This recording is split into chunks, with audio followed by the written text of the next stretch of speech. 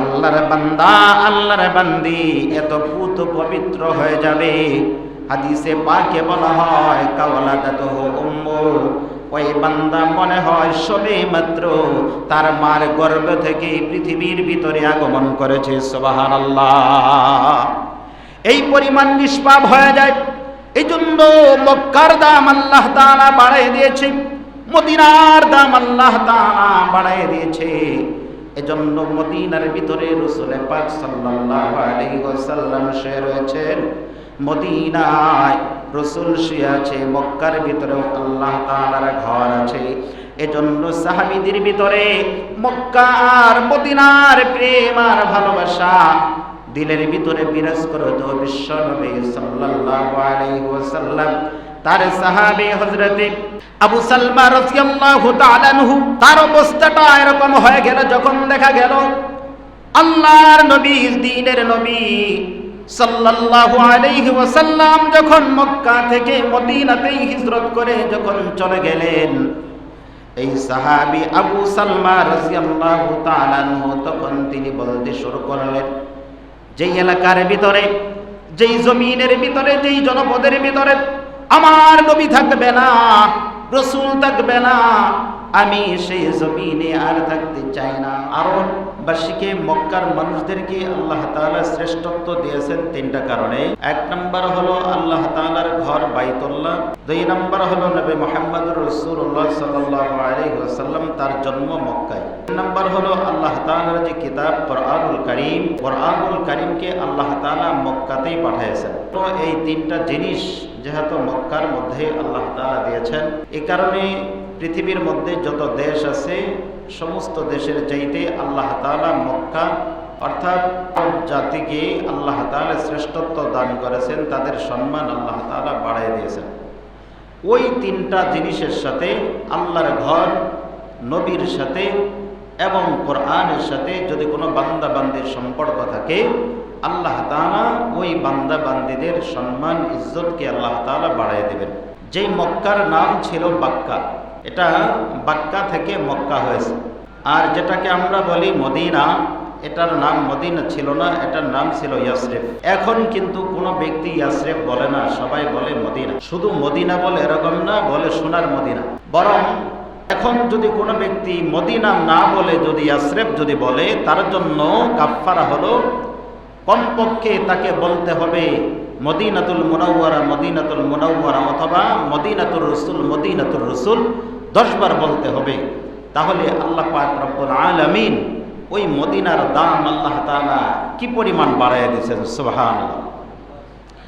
আল্লাহ তাআলার ঘর কাবা, এই কাবার এই পরিমাণ সম্মান, এই পরিমাণ ইজ্জত যে ওই কাবা ঘরের উপর দিয়া একটা পাখি পর্যন্ত উড়াল দিয়া যায় না, এটাকে সম্মান করে।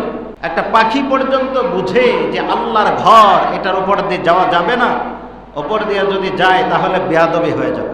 আল্লাহ তাআলার ঘর যখন সামনে ভেসে আসে, উড়ন্ত পাখিগুলা যখন উড়াল দিয়ে আসে, কাবার কাছাকাছি আসার পরে এক পাখি আরেক পাখিকে পাখির ভাষায় বলে, ও আমাদের জাতি ভাই শোনো, সামনে দেখা যাইতেছে আল্লাহ তাআলার ঘর, এই ঘরের উপরে দিয়ে যাওয়া যাবে না, বেয়াদবি হয়ে যাবে, চলো আমরা 2 ভাগ হয়ে দুইজনে 2 সাইড দিয়া উড়াল দিয়ে চলে যাই। সুবহানাল্লাহ।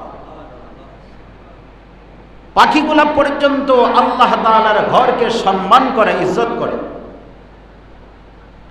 এই মদিনার মধ্যে আপনি দেখবেন, মদিনার মধ্যে আমাদের দেশের মধ্যে একটা কুকুর আর একটা কুকুরের সাথে মারামারি করে, খাবার দিলে একজনের আরেকজনের টানাটানি করে নিয়ে নেয়, কিন্তু ওখানে আপনি এটা পাইবেন না, যারে দিবে সেই খাবে। আল্লাহ তাআলা মক্কা এবং মদিনা এটার মধ্যে কত যে নির্দেশনা আল্লাহ তাআলা রেখেছেন। রাসূলের রওজাকে জিয়ারত করার জন্য সবাই ছুটতেছে। আর্থিক যত ইবাদত আছে, সম্পদের যত ইবাদত আছে, তার মধ্যে সবচেয়ে বড় ইবাদতের নাম হলো হজ। আর্থিক যত ইবাদত আছে এর মধ্যে সবচেয়ে বড় ইবাদত হলো কি? হজ। কারণ এই হজের পিছনে অনেক টাকা ব্যয় হয়, সময়ের ব্যয় হয়, অনেক কিছু ত্যাগ করতে হয়। তখন দেখা যাবে কোন আল্লাহর বান্দা অথবা কোন বান্দি আল্লাহর ঘরকে তাওয়াফ করার জন্য নিজের বাড়ি থেকে বের হয়ে যাবে, সময় দেখা যায় আল্লাহর বান্দা আল্লাহর বান্দি পূর্বে যে সমস্ত কাপড় লতাগুলা আল্লাহর বান্দা আল্লাহর বান্দি পরেছিল, ওই কাপড়গুলা তাদের শরীরের ভিতরে আর থাকে না। আল্লাহর বান্দা আল্লাহর বান্দি ইহরামের কাপড় অর্থাৎ কাফনের কাপড়টা পর্যন্ত শরীরের ভিতরে লাগায়। সেলাইবিহীন কাপড়গুলা আল্লাহর বান্দা আল্লাহর বান্দিরা যখন পরিধান করে, এই মানুষগুলোর চিন্তা হলো আল্লাহর ঘরকে তাওয়াফ করবে, বাড়ি থেকে এমনই ভাবে বিদায় গ্রহণ করে একজন মানুষ মারা গেলে যেরকম ভাবে তাকে শেষ পর্যন্ত মানুষ বিভিন্ন ভাবে বিভিন্ন স্তরের মানুষ বিদায় দেয়, ঠিক একজন আল্লাহর যেই বান্দা বান্দে আল্লাহর ঘরকে তাওয়াফ করার উদ্দেশ্যে বাড়ি থেকে বের হয়ে যায়, তার সিস্টেমটা আর একজন মুর্দা মানুষের সিস্টেমের ভিতরে কোনো পার্থক্য হয় না। যেমন একজন মানুষ মারা গেলে কিছু মানুষ আসে আল্লাহর বান্দা আল্লাহর বান্দি মুর্দাকে দেখার জন্য, দেখার পরেই তারা চলে যায়, তারা কাফন আর দাফন গোসলের ভিতরে অংশগ্রহণ করে না। আবার এমন কিছু মানুষ আছে কাফন পর্যন্ত থাকে, দাফন পর্যন্ত থাকে না। আবার কেহ শুধু জানাজা পর্যন্ত থাকে, দাফন পর্যন্ত থাকে না। আবার কেহ মাটি দেওয়া পর্যন্ত থাকবে, দোয়া করবে, শেষ পর্যন্ত আল্লাহর বান্দা আল্লাহর বান্দি থাকে না। ঠিক ওরকম ভাবে যে আল্লাহর বান্দা অথবা বান্দি হজের উদ্দেশ্যে বাড়ি থেকে বের হয়, এই আল্লাহর বান্দা বান্দি সমস্ত আত্মীয়দের বাড়ি বাড়ি গিয়া ভাই বোন যত রকমের আত্মীয় স্বজন আছে সবার কাছে শেষবারের মতো ক্ষমা চায়, মাপ চেয়ে নেয়। যাদের সাথে লেনদেন থাকে লেনদেন পর্যন্ত পরিশোধ করে যায়। আল্লাহর বান্দার চিন্তা হলো আল্লাহর ঘরকে তাওয়াফ করার উদ্দেশ্যে বের হয়ে যাইতেছি, আমার জীবন নিয়ে আমি ফেরত নাও আসতে পারি, এজন্য যে আমার কাছে টাকা পায় তার টাকাটা আমাকে পরিশোধ করে যেতে হবে, না হয় ক্ষমা চেয়ে যেতে হবে। সমস্ত আত্মীয় স্বজনদেরকে ডাক দেওয়া শেষবারের মতো দোয়া করায় নেয়। সবার কাছে দোয়া নিয়া আল্লাহর বান্দা অথবা বান্দি এয়ারপোর্টে যখন চলে যায়, দেখবেন ওই মুর্দা মানুষের মতো কিছু মানুষ যেমন তাকে এরকম ভাবে খাটিয়ার ভিতরে নিয়া জানাজার জন্য যায়, আবার জানাজার পরে কবর পর্যন্ত নিয়ে যায়। ঠিক ওরকম ভাবে কিছু মানুষ দেখা যায় আত্মীয় স্বজন শত শত মানুষ যারা এসেছিল আল্লাহর বান্দা আল্লাহর বান্দিকে বিদায় দেওয়ার জন্য, তারা কিন্তু তার সাথে এয়ারপোর্টে যাবে না, গাড়িতেও যাইবে না। আবার আল্লাহর বান্দা আল্লাহর বান্দিকে বিদায় দিয়ে সমস্ত আত্মীয়গুলো যখন চলে যায়, খুবই ঘনিষ্ঠ যারা থাকে দু একজন পর্যন্ত এয়ারপোর্ট পর্যন্ত যাইতে পারে, এরপরে আর যাইতে পারে না। এয়ারপোর্টে যাওয়ার পরে আত্মীয় স্বজন সব কিছুই ছিন্ন হয়ে যায়, তখন পরিচিতর ভিতরে আর কোনো মানুষ এরকম থাকে না। ওখান থেকে তার অপরিচিত এলাকা শুরু হয়ে যায়। যদিও মুআল্লিমের সাথে সম্পর্ক থাকে, এটাও তো ভিন্ন মানুষ, আত্মীয় স্বজনের মধ্যে কেমন নয়। আল্লাহর বান্দা এইভাবে সফরের জন্য চলে গেল আল্লাহর ঘরকে তাওয়াফ করার উদ্দেশ্যে। এই আল্লাহর বান্দা 5 লক্ষ 6 লক্ষ যত টাকায় ভাঙুক না কেন, এই টাকাগুলো এরকম ভাবে এক মুঠে তার টাকাগুলো ব্যয় হয়ে যায়।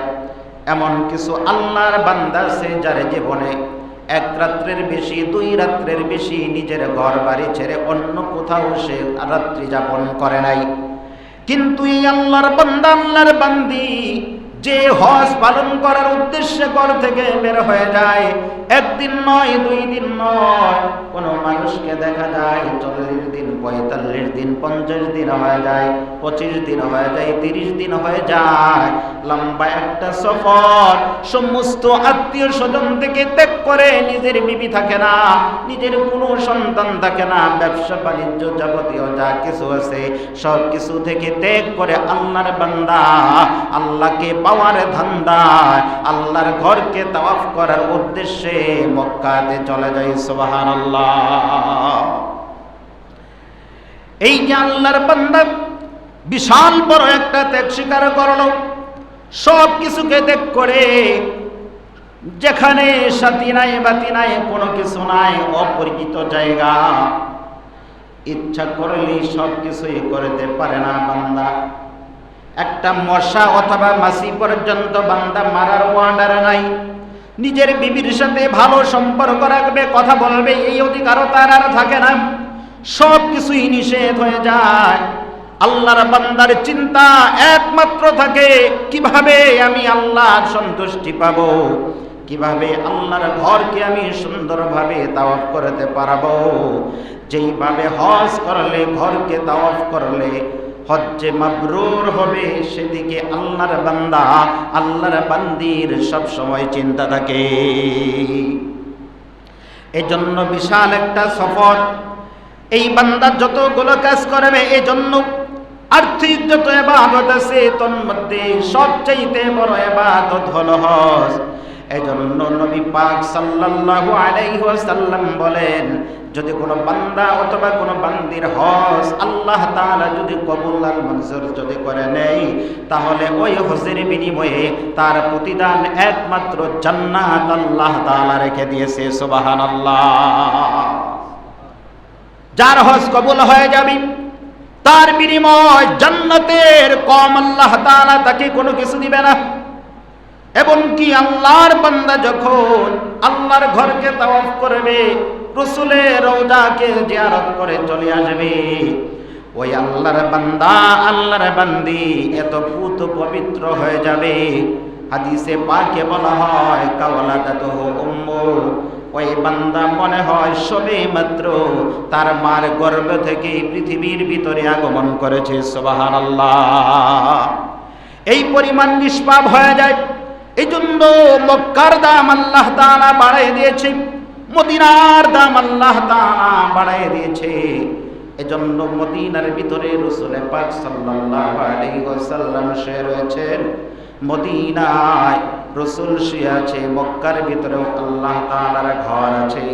এজন্য সাহাবীদের ভিতরে মক্কা আর মদিনার প্রেম আর ভালোবাসা দিলের ভিতরে বিরাজ করত। বিশ্বনবী সাল্লাল্লাহু আলাইহি ওয়াসাল্লাম তার সাহাবী হযরতে আবু সালমা রাদিয়াল্লাহু তাআলা আনহু, তার অবস্থাটা এরকম হয়ে গেল যখন দেখা গেল আল্লাহর নবী, দ্বীনের নবী সাল্লাল্লাহু আলাইহি ওয়াসাল্লাম যখন মক্কা থেকে মদিনাতে হিজরত করে যখন চলে গেলেন, এই সাহাবী আবু সালমা রাদিয়াল্লাহু তাআলা আনহু তখন তিনি বলতে শুরু করলেন, যেই এলাকার ভিতরে, যেই জমিনের ভিতরে, যেই জনপদের ভিতরে আমার নবী থাকবে না, রাসূল থাকবে না, আমি সেই জমিনে আর থাকতে চাই না।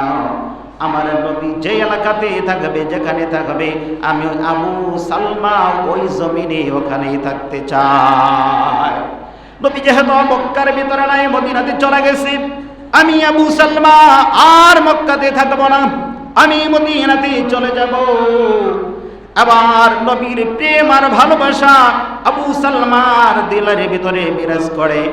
আবু সালমা সিদ্ধান্ত গ্রহণ করলেন, তিনি হিজরত করে রাসূল পাক সাল্লাল্লাহু আলাইহি ওয়াসাল্লামের কাছে চলে যাবে। আবু সালমা যখন প্রস্তুতি গ্রহণ করলেন, আবু সালমা এবার তার বিবিকে নিয়ে আর তার একজন সন্তান ছিল, সন্তানকে নিয়ে রাস্তার মধ্যে যখন বের হয়ে গেলেন, মদিনাতুল মুনাওয়ারাতে তিনি চলে যাবে। ওই মাত্র সাথে সাথে আল্লাহর কিছু বান্দা, আল্লাহর কিছু বান্দির আগমন হলো।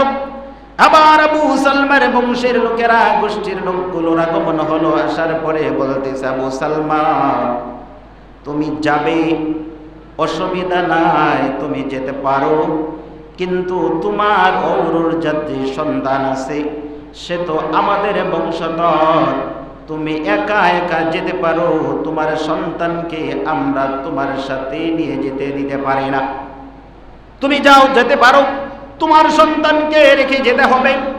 আবু সালমা বলে, ঠিক আছে, অসুবিধা নাই, আমার সন্তান আমার দরকার নাই, আমার হলো রাসূল পাক সাল্লাল্লাহু আলাইহি ওয়াসাল্লাম, তার কাছে যাব, এটাই হলো আমার বেশি প্রয়োজন, বেশি দরকার। এইভাবে যখন সন্তানকে তার কাছ থেকে আলাদা করে দেওয়া হয়, আবার তার শ্বশুর গোষ্ঠীর লোকগুলোর আগমন হলো। তারা এসে বলতেছে, আবু সালমা তুমি মদিনাতে যাবে, যাও, অসুবিধা নাই, তবে আমাদের বংশের একজন কন্যা, আমাদের মেয়েকে তোমার সাথে এইভাবে দিতে পারবো না, আমাদের কন্যাকে রেখে যেতে হবে। তুমি যদি মদিনাতে যাইতে চাও, যাও, একা একা যাও, আমাদের কোনো বাধা নাই, আমাদের কোনো আপত্তি নাই।